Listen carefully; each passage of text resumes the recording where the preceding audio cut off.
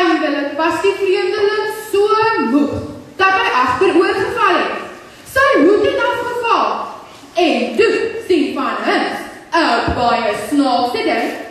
Op die vreemdeling se kop was 2 horings. Die vreemdeling was die duiwel self. Skielik was daar 'n harde donderslag en Van Hinks en die duiwel het verdwyn. Van daardie dag af het die mense die bergpaar teen Van Hinks en die duiwel gesit en rook het. Duiwelspiek genoem. Miskien is die rookwedstryd nog nie verby nie.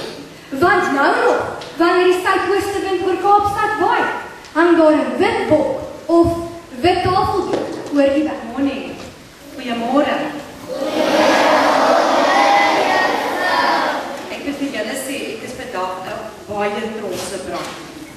En ek dink julle moet almal vir julleself groot hande klap.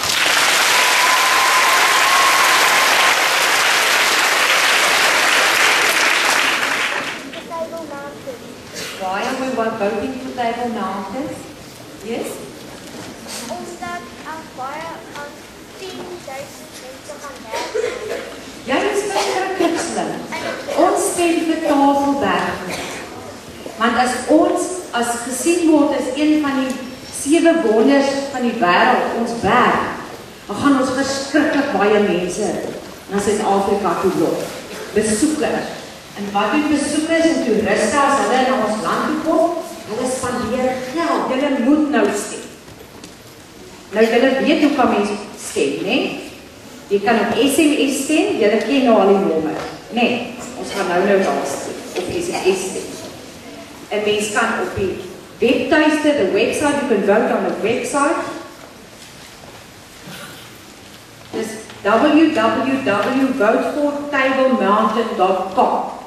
So as mamma en papa nie wil SMS sien, dan kan hulle op die webtuiste gaan stem ook. Daar mens elkeen een stem. Jy kan op Facebook stem.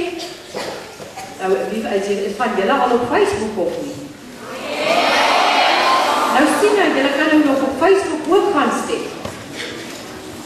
En dan kan jy mix it ook, want ek kan nie ook nou nie eintlik julle mix it nie, maar as julle nou mix it, dan julle maar daarop gaan mix it, hoor?